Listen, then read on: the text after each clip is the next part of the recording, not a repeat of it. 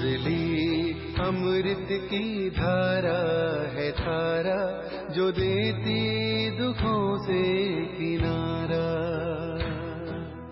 मुरली अमृत की धारा है धारा, जो देती दुखों से किनारा। भूले जीवन में हो जाए शिव बाबा मुरली में समझाए। भूले जीवन में हो जाए शिव बाबा। ओम शांति। आज की तारीख है 21/8/2024 के बाबा के साकार महावाक्य। मीठे बच्चे, तुम हो चैतन्य लाइट हाउस।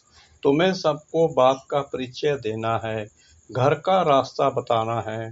बाबा ने प्रश्न पूछा, आगे चलकर कौन सा डायरेक्शन और किस विधि से अनेक आत्माओं को मिलने वाला है। बाबा ने उत्तर दिया, आगे चलकर बहुतों को यह डायरेक्शन मिलेगा कि तुम ब्रह्म कुमारियों के पास जाओ तो तुमको यह वैकुंठ का प्रिंस बनने का ज्ञान देंगे। यह इशारा उन्हों को ब्रह्मा के साक्षात्कार से मिलेगा। अक्सर करके ब्रह्मा और श्री कृष्ण का ही साक्षात्कार होता है। जैसे आदि में साक्षात्कार का पाठ चला, ऐसे ही अंत में भी चलने वाला है। ओम शांति। रूहानी बाप बच्चों से पूछते हैं, सबसे तो नहीं पूछ सकते। नलिनी बेटी से पूछते हैं कि यहाँ क्या कर रही हो, किसकी याद में बैठी हो। बाप की, सिर्फ बाप की याद में बैठी हो या और भी कुछ याद है। बाप की याद से तो विकर्म विनाश होंगे, और क्या याद करती हो। यह बुद्धि का काम है ना। हम आत्माओं को अपने घर जाना है तो घर को भी याद करना है। अच्छा, और क्या करना है? क्या घर में जाकर बैठ जाना है? विष्णु को सब दर्शन चक्कर दिखाते हैं ना, उनका अर्थ भी बाप ने अब समझाया है। सब अर्थात आत्मा को दर्शन हुआ 84 जन्मों के चक्कर का, तो वह चक्कर भी फिराना पड़े। तुम जानते हो, हम 84 का चक्कर लगाकर घर जाएंगे, फिर वहां से आएंगे सतयुग में पाठ बजाने, फिर 84 का चक्कर लगाएंगे। विष्णु को कोई चक्कर होता नहीं, वह तो है सतयुग का देवता। विष्णुपुरी कहो या लक्ष्मी नारायण की पुरी कहो, स्वर्ग कहो, स्वर्ग में लक्ष्मी नारायण का राज्य था। अगर राधे कृष्ण का राज्य कहते हैं तो यह भूल करते हैं। राधे कृष्ण का राज्य तो होता नहीं, क्योंकि दोनों अलग अलग राजाई के प्रिंसेस थे। राजाई के मालिक तो फिर स्वयंवर के बाद बनेंगे। तो यह जो विष्णु को चक्कर दिया है, यह चक्कर है तुम्हारा। तो यहाँ जब बैठते हो तो सिर्फ शांति में नहीं बैठना है, वर्षा भी याद करना है। इसलिए यह चक्कर है। बाप कहते हैं, तुम लाइट हाउस भी हो, बोलता चलता लाइट हाउस हो। एक आंख में शांति धाम, एक आंख में है सुख धाम। दोनों को याद करना पड़ता है। याद से तो पाप कटते हैं। घर को याद करने से घर में चले जाएंगे, फिर चक्कर को भी याद करना है। यह सारे चक्कर की नॉलेज तुमको ही है। 84 का चक्कर लगाया है। अब यह अंतिम जन्म है। मृत्यु लोक में नई दुनिया को कहा जाता है अमर लोक। अमर अर्थात तुम सदैव जीते रहते हो, तुम कभी मरते नहीं हो। यहाँ तो बैठे बैठे अचानक मृत्यु हो जाती है। बीमारियां होती हैं, वहाँ मरने का डर नहीं, क्योंकि अमर लोक है। तुम बूढ़े होते हो तो भी ज्ञान है। हम गर्भ महल में जाकर प्रवेश करेंगे। अभी जाते हैं गर्भ जेल में, वहाँ तो गर्भ महल होता है। वहाँ पाप तो करते नहीं जो सजा भोगनी पड़े, यहाँ तो पाप करते हैं जिस कारण सजा भोग कर बाहर निकलते हैं तो फिर पाप शुरू कर लेते हैं। यह है पाप आत्माओं की दुनिया। यहाँ तो दुख ही होता है, वहाँ दुख का नाम नहीं। तो एक आंख में शांति धाम, दूसरी आंख में सुख धाम रखो। मल तुम जन्म जन्मांतर जप तप आदि करते आए हो, परंतु वह ज्ञान तो नहीं है ना, वह है भक्ति। उसमें कोई युक्ति भी नहीं मिलती कि तुम ऐसे सतो प्रधान बन सकते हो, कोई भी नहीं जानते, बस सुना है। श्री कृष्ण भगवानुवाच देर सहित, यह गीता के अक्षर हैं जो पढ़कर सुनाते हैं। ऐसे नहीं कहते कि तुम ऐसे बनो, सिर्फ पढ़ते हैं। भगवान ऐसे कहकर गया था जब आया था पतितों को पावन बनाने। सिर्फ गीता में परमपिता परमात्मा के बदले श्री कृष्ण का नाम डाल दिया है। अब श्री कृष्ण तो रथी है ना, उनको रथ चाहिए क्या? वह तो खुद देहधारी है। श्री कृष्ण का नाम किसने रखा? जैसे छठी होती है तो नाम सबके पढ़ते हैं, बाप को तो सिर्फ शिव ही कहा जाता है। तुम आत्माएं जन्म मरण में आती हो तो शरीर का नाम बदलता है। शिव बाबा तो जन्म मरण में आता नहीं, वह सदैव शिव ही है। बिंदी जब लिखते हो तो कहते हैं शिव। बिंदी आत्मा तो है बिल्कुल सूक्ष्म। आत्मा का अगर साक्षात्कार होता तो भी किसको समझ में नहीं आता। देवी को देख खुश हो जाएंगे। अच्छा फिर क्या? प्राप्ति तो कुछ नहीं, अर्थ नहीं, सिर्फ नौदा भक्ति की। दर्शन किया तो उसमें ही खुश हो जाते हैं। बाकी मुक्ति जीवन मुक्ति की तो बात ही नहीं है, वह है सब भक्ति मार्ग। यहाँ यह है ज्ञान मार्ग। यहाँ अक्सर करके साक्षात्कार होता है ब्रह्मा का, फिर श्री कृष्ण का होगा। कहेंगे इस ब्रह्मा के पास जाओ तो तुम कृष्णपुरी व वैकुंठ में जाएंगे। लक्ष्मी नारायण का भी साक्षात्कार हो सकता है। ऐसे नहीं साक्षात्कार हुआ माना सदगति हो गई, यह सिर्फ इशारा मिलता है। यहाँ जाओ, आगे चल बहुतों को साक्षात्कार होगा, डायरेक्शन मिलेगा।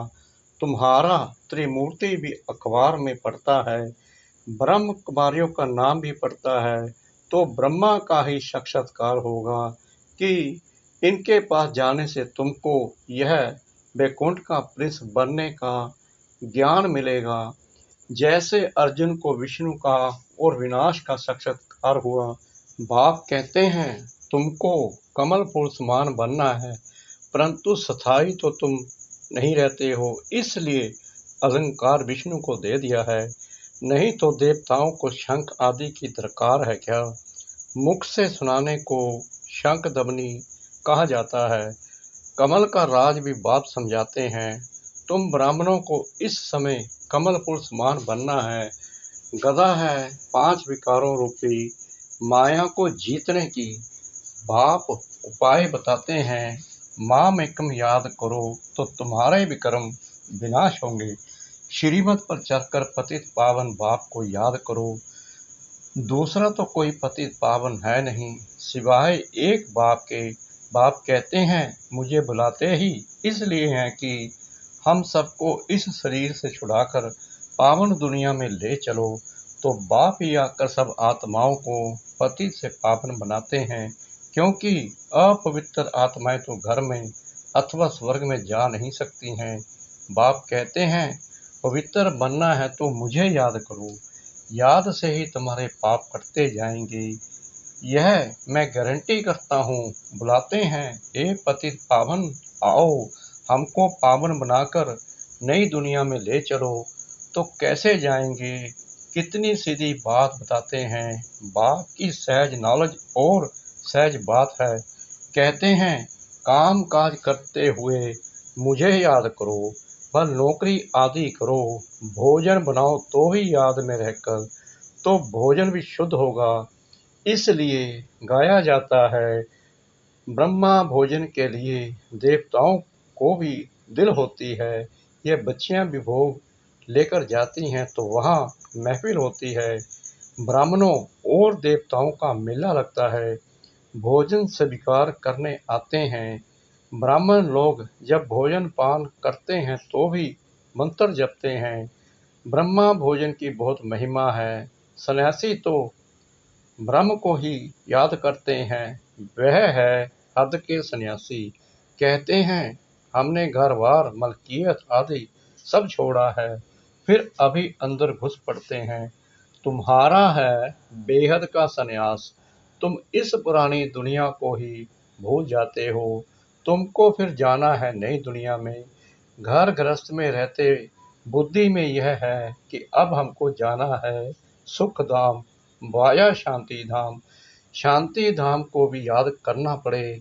बाप को शांति धाम और सुख धाम को याद करते हैं। यह हमारा बहुत जन्मों के अंत का जन्म है।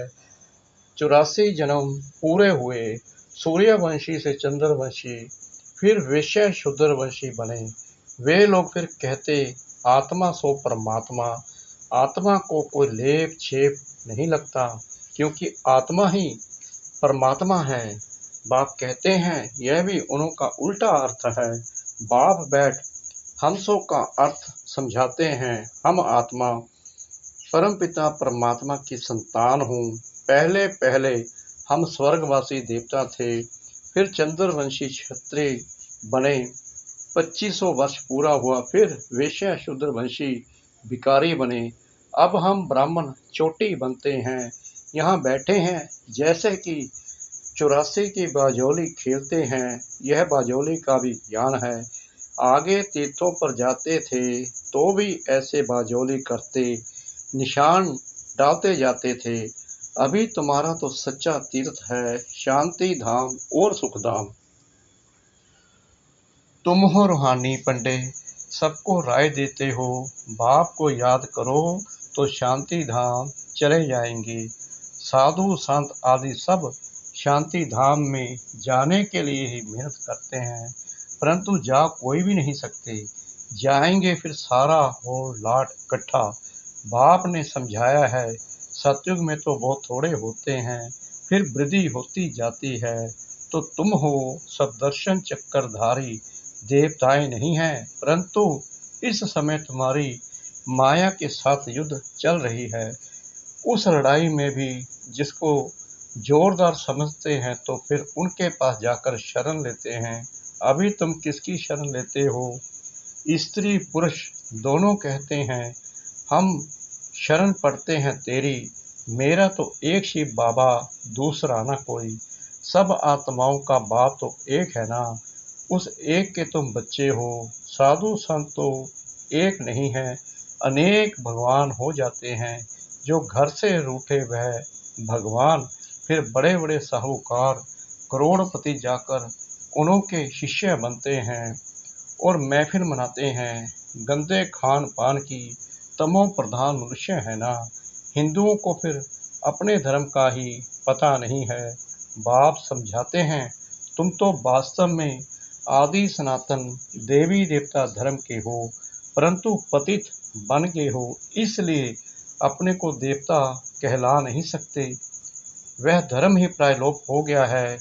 मनुष्य कितने विकारी क्रिमिनल आई वाले हैं। एक मिनिस्टर बाबा के पास आया था, बोला, हमारी तो क्रिमिनल आई जाती है। अब बाप समझाते हैं, बच्चे सिविल आई बनो। जब तक क्रिमिनल आई जाती है तब तक तुम पतित हो। अपने को भाई भाई समझो तो वह क्रिमिनल दृष्टि उड़ जाएगी। हम आत्मा भाई भाई हैं, एक बाप से वर्षा ले रहे हैं। आत्मा का तख्त यह भ्रकुटी है। इसको कहा जाता है अकाल तख्त। अकाल आत्मा इस तख्त पर विराजमान है। यह तो मिट्टी का पुतला है। सारा पाठ आत्मा में ही भरा हुआ है। बाप कहते हैं, मैं 5 वर्ष के बाद आता हूँ तुम बच्चों को वर्षा देने। तुम जानते हो हम आए हैं हेल्थ वेल्थ हैप्पीनेस का वर्षा लेने। सतयुग में अथाह धन मिलता है। तुम 21 पीढ़ी देवता बनते हो। बुढ़ापे बिगर कभी कोई मरेगा नहीं। यहाँ तो बैठे बैठे अचानक मर पड़ते हैं, गर्म में अंदर भी मर पड़ते हैं। वहाँ तो दुख का नाम नहीं होता। उनको कहा जाता है सुखधाम राम राज्य। यह है दुखधाम रावण राज्य। सतयुग में रावण होता ही नहीं। तो ये 84 का चक्कर भी बुद्धि में तुमको याद रहेगा। बहुत खुशी रहेगी। तुम जानते हो हम नए विश्व के अर्थात सतयुग के मालिक बनने वाले हैं। गीता में भी भगवानु वाच है ना, हे बच्चे, देह सहित देह के सब संबंधों को छोड़ो, अपने को आत्मा समझ माम एकम याद करो। तुम्हारा सच्चा सच्चा खुदा दोस्त वह है। अल्लाह अवल दीन का नाटक, हातम ताई का नाटक सब इस समय के हैं। अभी मनुष्य कितना माथा मारते रहते हैं। बच्चे कम पैदा हो, बेहद का बाप कितना कम कर देते हैं। सारे विश्व में सतयुग में 9 लाख आबादी जाकर रहती है। बाकी इतने करोड़ों मनुष्य होते ही नहीं। सब मुक्ति धाम शांति धाम में चले जाएंगे। यही तो करामात की बात है ना। एक देवी देवता धर्म का फाउंडेशन लगाकर बाकी सब विनाश कर देते हैं। ये 84 का चक्कर अच्छी रीति बुद्धि में बिठाना है।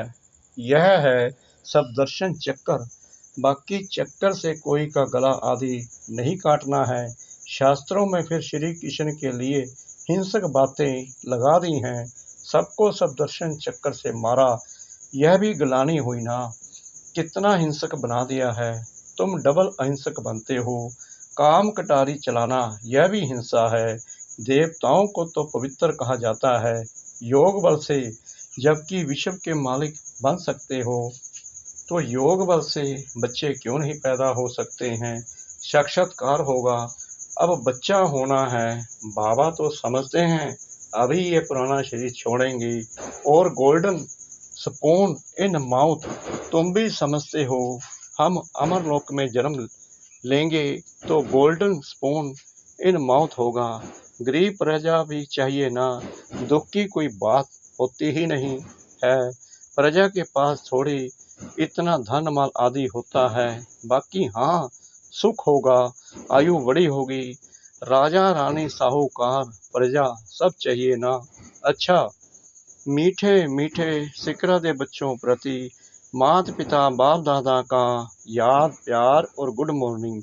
रूहानी बाप की रूहानी बच्चों को नमस्ते। हम रूहानी बच्चों की रूहानी बाप दादा को श्रद्धा भरी प्रेम भरी नमस्ते। शुक्रिया बाबा, शुक्रिया बाबा, शुक्रिया बाबा इस मीठी मीठी मीठी मुरली के लिए।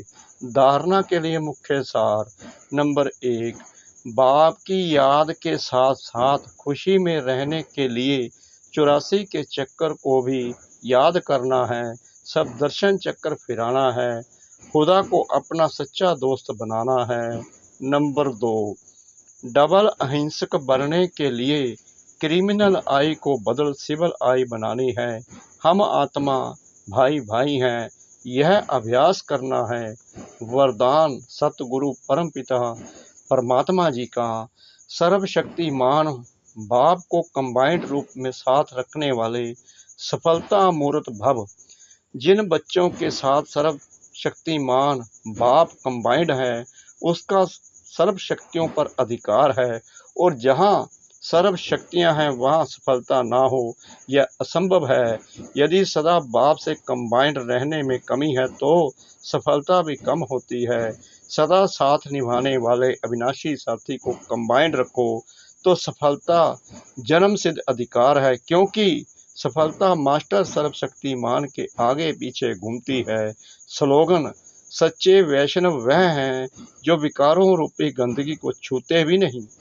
सच्चे वैष्णव वह हैं जो विकारों रूपी गंदगी को छूते भी नहीं। ओम शांति।